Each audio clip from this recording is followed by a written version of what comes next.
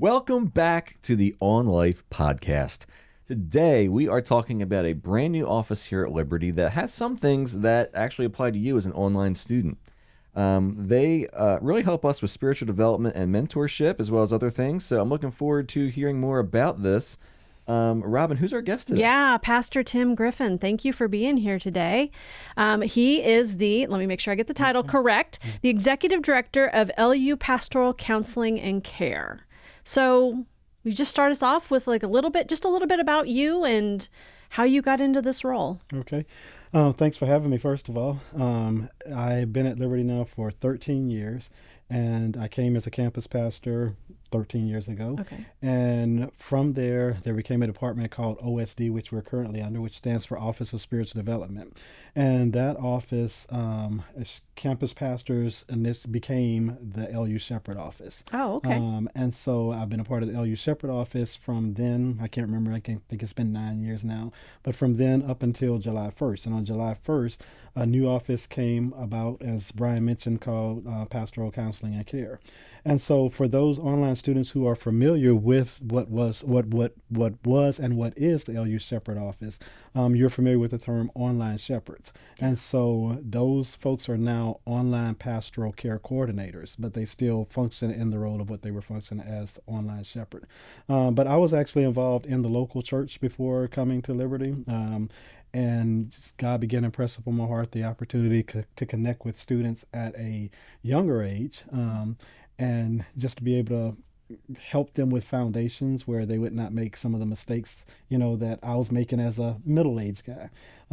But from the time I came to Liberty, I've had an opportunity to connect with online students. And of course, we know online students run the gamut from the 20s to the 80s. Yeah. And so I've had the opportunities to still connect with some folks in my season of life as well. Well, that's great.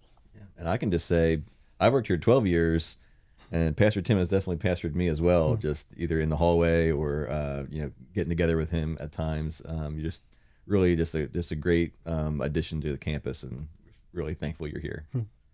Could you tell us a little bit more about those online pastoral care counselors or coordinators? What do they do? Like what role do they fill here at the university? So again, those positions came online 2 years ago, fall of 2023.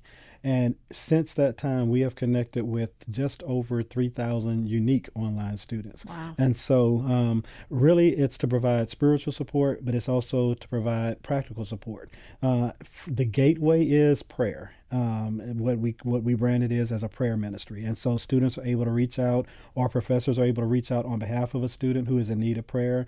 And there are about 6 or 7 different categories. It could be a medical situation, it could be a mental health situation, financial, family issues, all those things. And so again, the student can reach out for themselves, our professor can reach out for them. And from there, every request that we get, we actually pray for those requests. But then we actually will reach out to the student with a personal email or a phone call if it warrants. We've had students that have deaths in the family, whether it's a spouse, whether it's a parent, a sibling, we'll reach out and just pray with that student. The goal is, obviously, when you look at it from a strategic standpoint, from an accreditation standpoint, you want to give the online students a similar experience to a residential student.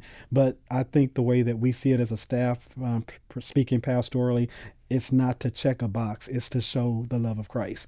And so we've had the opportunity to walk through some really difficult situations with students. We've had the opportunity to walk through with some really exciting situations with students. But again, the goal is just to be the hands and feet of Jesus for our online community. That's great. Yeah, that is great. So you mentioned how you came to Liberty, but obviously this is a new department and role for you. So talk about what sort of process did the Lord walk you through in, wanting to get this new department, and how did the whole, the LU Pastoral Counseling and Care, how did that come about? So I mentioned I was a part of the campus pastor's office, and that kind of morphed into what became LU Shepherd. And it wasn't exactly the same. There were some differences there. So as campus pastors, we met with students one-on-one. And in the course of a semester, I might meet with 50 to 75 students. the goal in the LU Shepherd office was to become more out and about, to become more proactive than reactive, because a lot of what we were dealing with as a campus pastor's office was reacting to situations. When we became the LU Shepherd office, we actually had student leadership, resident shepherds, and community group leaders under us. And so now we had over 1,000 students who are our boots on the ground in the dorms. And so I went from having an opportunity to talk to 50 to 75 students a semester to talking to 1,000 student leaders who in turn were able to be our hands and feet on the ground in the dorms. And so that really enlarged our footprint. But again, to be honest, a lot of what that the Shepherd office does, there are LU shepherds who have a segment of student leaders under each of them. And again, they pour into those students, and those students pour into the students on the hall. Well, whereas we wanted to be proactive, there was still those situations where we did have to react. And so largely within the Shepherd office, I was still a part of the reactionary team. I was still a part of the triage team. If there was a student that had a loss in their family, if there was a student that had a benevolence need or what have you. So we've been embedded in the Shepherd office for the last 9 years or so, doing what we will now do as a separate office. And I'm looking forward to that because it does give us a footprint, a bigger footprint. It gives us a brick and mortar space of our own. And whereas the students have been able to get to us, it allows them to get to us without going through to get to. They can come directly to us. And so we're really excited about being able to advertise ourselves to say we are here for both our residential and, in this case, as we're talking today about our online students.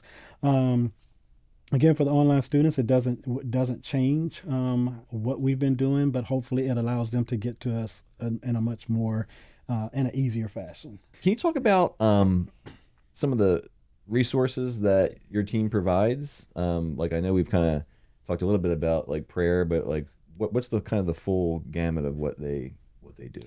So that's a really good question, because we provide some things directly, but then we have a part of being part of some things indirectly.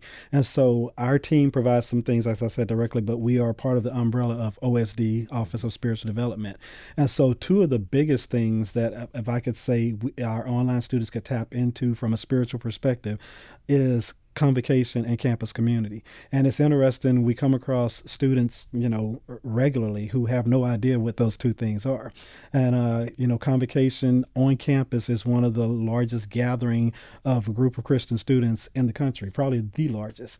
But our online students have access to that. Obviously, they can't see it, in person. Well, they could see it in person if they came on campus, but they can see it in real time in multiple social formats. And then there's campus community. And again, convocation typically is a pastor, but it could be a business leader, it could be an athlete, what have you. But campus community is specifically a Bible study. And typically we'll go through a series over the course of a semester.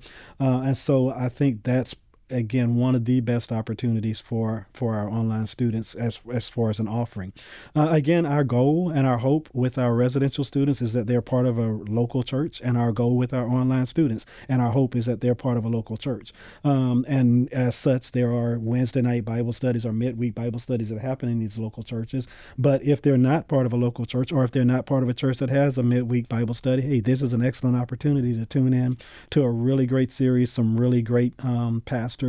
Most of them are, Josh Rutledge is our VP of OSD. Dr. Costin is our president, who is a phenomenal pastor himself. David Wheeler is an evangelism professor. So those are some of the guys that over the course of the semester we'll share with our students.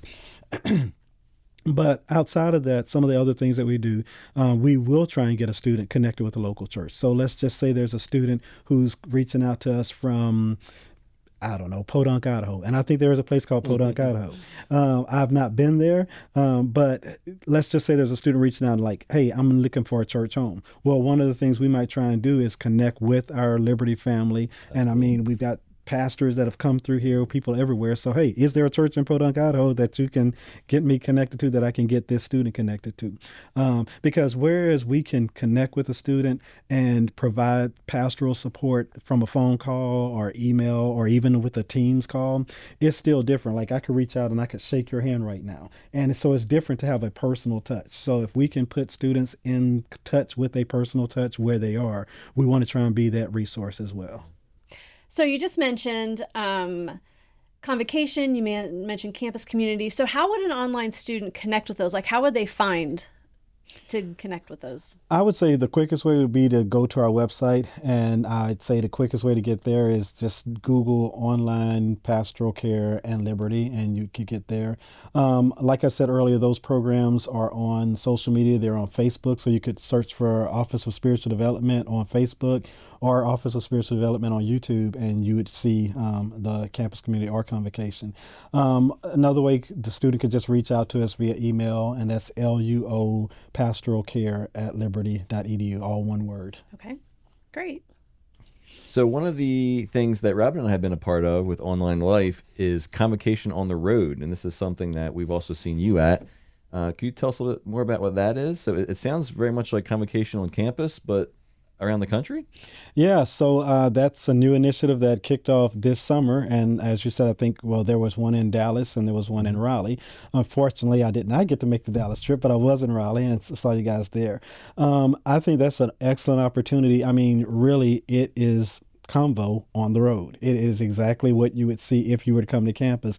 And it's just an opportunity to come or go to the student's backyard. I mean, we have a large contingency of online students in Texas. We have a large contingency in North Carolina. So I believe that will continue next summer. But again, it's just an opportunity to not have to come to Lynchburg, Virginia and see Convo maybe a little closer to where you are. Yeah, I was also at the Raleigh event, and it was really cool. There was, I mean, probably close to 1,000 people there, would you say? Yeah. And everybody was just so excited to kind of get together as a Liberty family and do something Liberty, like where they lived. It was a really cool time. Yeah, and it was great afterward to be able to interact, or before and after to be able to interact. We had a booth there, as you guys did, and just to even be able to meet some online students in person.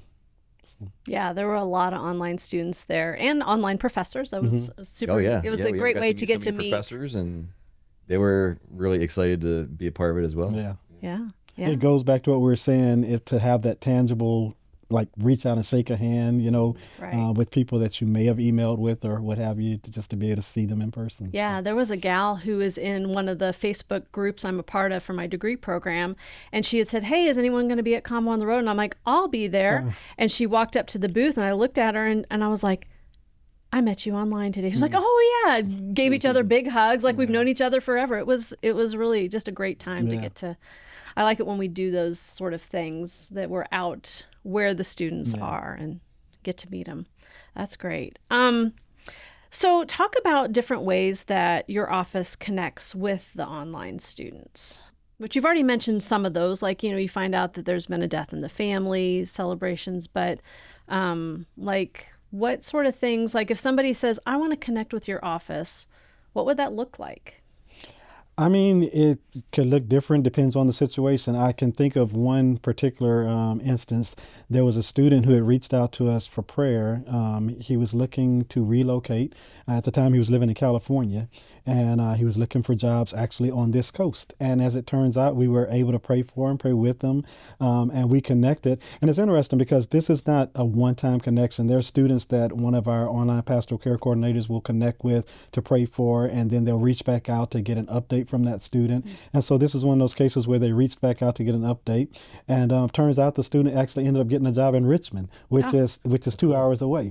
And so then I had connected with the student, and he said, "Hey, I'm going to be in town. Would it be possible to meet you?" And I was able to meet the student, and so that was great. So a student that went from California to Richmond to Lynchburg. So on the website, you guys have a lot of stuff, talks a lot about prayer. Would you just kind of talk about like how focused should we be on our prayer life, or even how to just get started? So, I mean, prayer in its purest state is talking to God. And I mean, you ask how important is it? Like, God is the creator of the universe. God is our creator and our sustainer. God has the perfect plan. And so, I mean, I feel like if you knew that there was a person that had the perfect plan, the manuscript for your life, why not talk to that person? And so, yeah, I don't think there's anything in our Christian walk that we can do that is more important than praying. Like, how do I pray? Just open your mouth and start talking. I mean, for me, one of my best places to pray is in nature. I mean, I just feel God in nature so much. And here in Lynchburg, if you've not been, there are very few places that are more amazing than going and ride and looking and seeing the Blue Ridge Parkway. And so I like to just take a ride on the Blue Ridge Parkway, and sometimes I'll go before work, sometimes I'll go after work, and just look at nature and talk to God.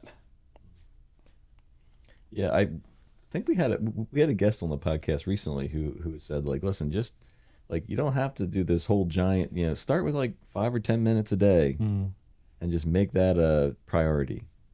And from there you can grow into, more and more. And I mean, even to follow up on that, the Bible says to pray without ceasing. Like, what does that look like practically? Like, I mean, throughout this broadcast, I've been praying. Like, let me say the right things. Connect with the students with the answers they need. But in any situation, in a test situation, like praying that you do well. Not praying for a miracle, but praying that God will help you recall the stuff that you studied. So, like, there's always an opportunity. You can pray out loud, but you can also pray internally. So, well, Tim, that is great. One question we ask all of our guests on the podcast, and it's really cool to hear all the different answers that we get all across campus for this. But I'd love to hear your take on this question. And the question is, what words of encouragement do you have for online students that might be listening to this podcast today? I would say I would go to my life verse or verses, which is Psalms chapter 37, verse 4 and 5. Delight yourself in the Lord, and he will give you the desires of your heart. And the next verse says, basically, trust in the Lord, and he will act. I think if that can be a person's like go-to. Now again, when I first started using that verse, my uncle shared that verse with me when I was probably 17, 18 years old. And at that point, I'm like thinking, delight myself in the Lord and he'll give me everything I want. Like he's the genie. But really, delight yourself in the Lord. And back to the answer I gave earlier, he has the plan. So delight yourself in the Lord. And as you delight yourself in the Lord, you connect with him and you connect with what his desire is for you. And if he gives you those desires, because he is God, he's able to fulfill those desires. And so whatever it is that God has called you to, get with him and find out what it is, and then stay with him and allow him to walk you through it. Yeah, that's awesome. Well, Pastor Tim, thank you so much for being on the podcast today. Here. I'm really hoping that this really gets the word out even more about your team, and the online students can learn more and be able to connect with you on a much higher level there.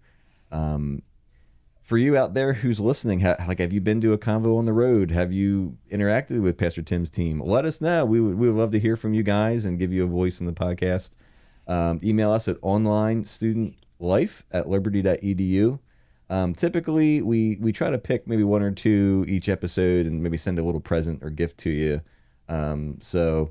Again, we would just love to hear from you, so please reach out to us. This has been another episode of the On Life Podcast. Living in abundance wherever God puts you.